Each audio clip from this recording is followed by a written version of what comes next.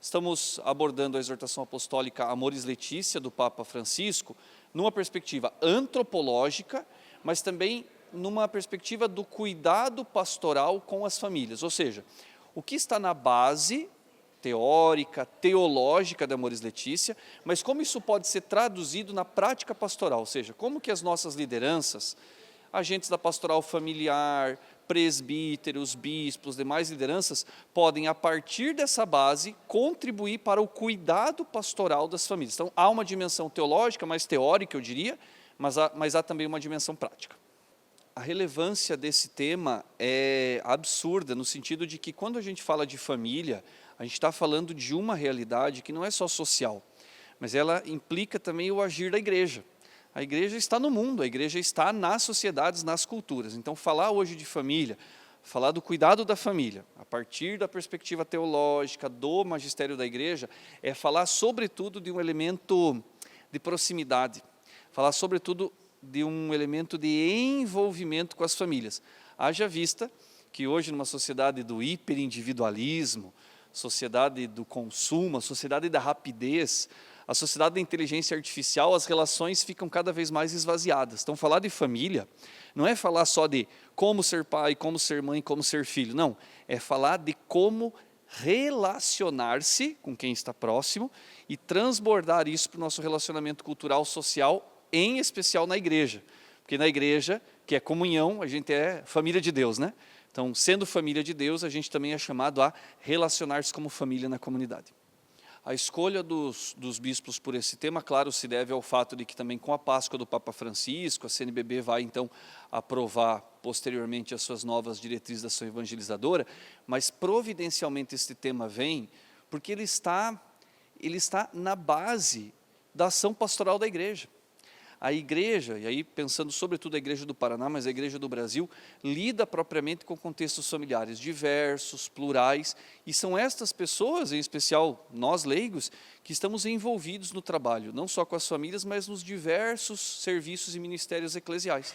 Então, essa iniciativa dos bispos do Paraná, do Regional Sul 2 da CNBB, está altamente alinhada com o trabalho que a igreja do Brasil já vem realizando, e agora, sobretudo, com a perspectiva pastoral do Papa Leão XIV, que vem de modo muito sereno, afirmando que as perspectivas de comunhão e unidade são fundamentais para a igreja, né? O seu lema, né? No único Cristo somos um.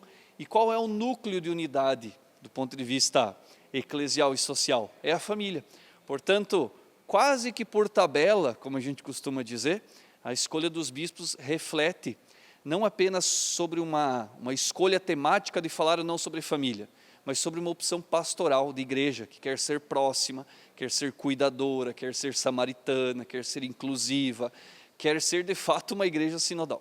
A exortação apostólica Amoris Laetitia está em vias de completar 10 anos, porque ela foi publicada logo após o sínodo sobre a família, pelo Papa Francisco, e eventualmente nesses 10 anos, o capítulo 8º, quase que um capítulo dito mais polêmico do texto, acabou ficando em evidência. E agora, depois que a poeira baixou, a exortação está sendo descoberta. Tantas e tantas lideranças estão voltando às fontes da exortação para entender o que de fato ela está dizendo, e não apenas sobre se ela está sendo muito progressista, ou se ela está sendo muito permissiva em alguns aspectos. Não se trata disso. Se trata de que o Papa Francisco delineia como a igreja pode anunciar o evangelho da família, o querigma da família. Então, esses 10 anos, me parece que vão ser marcados não pela discussão polêmica do capítulo 8º, mas porque existe um querigma da família, uma boa nova que deve ser anunciada à família, não só por palavras, né? Mas que deve ser anunciada no cuidado pastoral. O capítulo 8º de Amoris Laetitia, logo após a sua publicação, gerou uma certa polêmica, porque na visão de alguns leitores desta exortação, Francisco estaria de alguma maneira relativizando, ou de alguma maneira enfraquecendo a doutrina da igreja acerca do acesso aos sacramentos e à comunidade eclesial dos casais em nova união. Não só dos casais em nova união, mas dos casais ou das famílias que vivem situações irregulares, como se Francisco estivesse assim, relativizando a doutrina sobre a família ou sobre o matrimônio. Mas na verdade não é isso.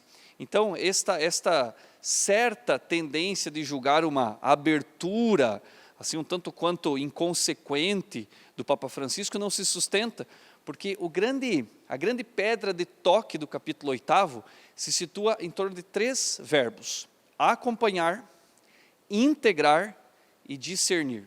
Ou, se a gente quiser inverter a ordem, acompanhar, discernir e integrar. Isso não tem nada a ver com relativização da doutrina, tem a ver com acompanhar as realidades concretas de cada família e encontrar juntos um caminho para a integração na comunidade. Então, tenho a plena convicção de que estas questões vão cada vez mais ser dirimidas, as questões polêmicas, para que a gente possa ir a fundo no sentido que Francisco estava querendo dizer.